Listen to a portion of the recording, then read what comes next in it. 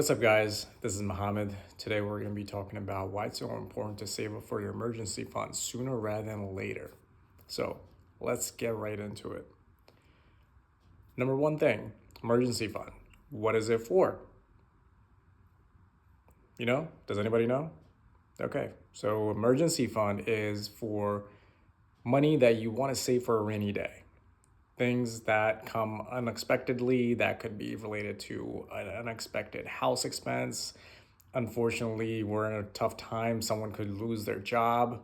You want to have something to bank on to last you a few weeks, months, maybe even a year. Who knows? It's really a flowing thing. There's no one size fits all. The emergency fund really is tailored for each individual person. It all depends on what your expenses are. So you have to take a look at your expenses and figure out what is that amount.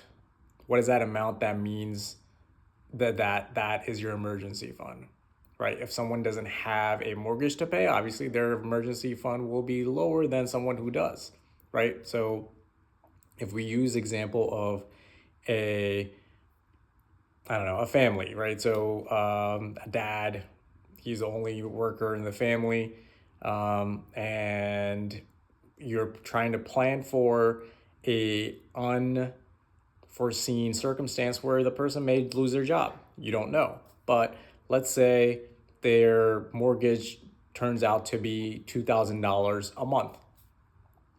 So you would take that $2,000 and you would multiply that out for 6 months, let's just say, ballpark number. So $2,000 times by 6, that's $12,000, right? So if you're saving for that rainy day, you want to have those $12,000 saved up on the side, maybe in a higher yield savings account, maybe in a treasury, maybe in a bond, whatever, something stable, not stocks, nothing that you're going to be touching on a regular basis, right? So you got to put that aside.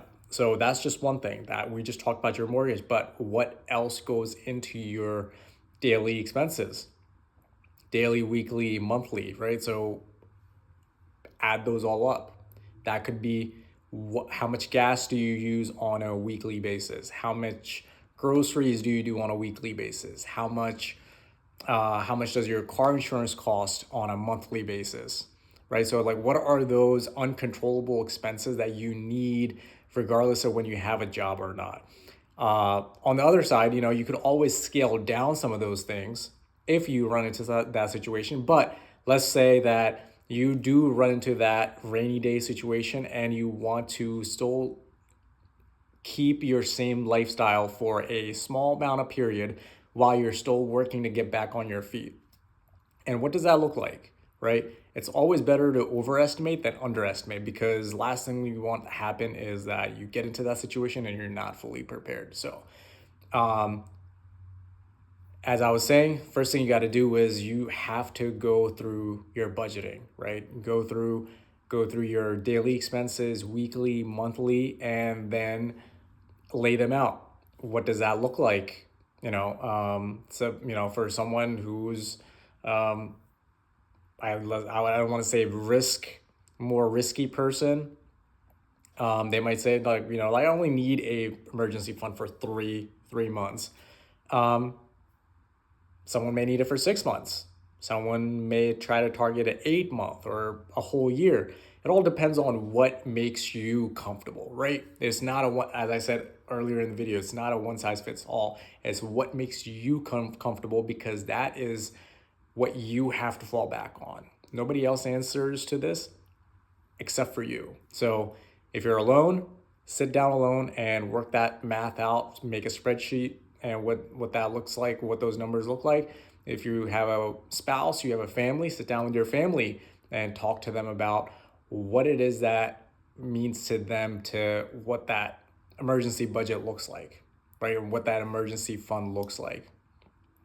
What are the things that you would be comfortable scaling back on if you were to get into that situation, right? It's all a hypothetical. It's a hypothetical problem. It's a hypothetical problem until it becomes a real problem. And last thing you want to do is not have a plan when you get to that situation, right? So it's all about planning rather than freaking out. Like if you do run into that situation, you just know automatically, hey, like this is how we're gonna manage. Let's like without losing a step. We have a plan to execute, and then obviously plans adjust, right? But you need to have something to fall back on. You have a plan drawn up. You start from there, you tweak the plan, and you go from there. So, as I said, we're going to keep this video short. Hope you got some value out of it. If you already have an emergency fund and there's some certain techniques that you're using, I would love to hear from you what those are.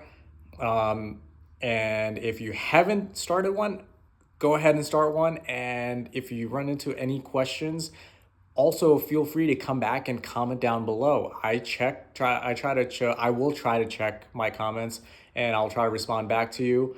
And if there are any topics that come about from the people's comments or questions, and I find them valuable to like make a video on it, I will go ahead and do that too. So I'm looking forward to that, and see you on the next one.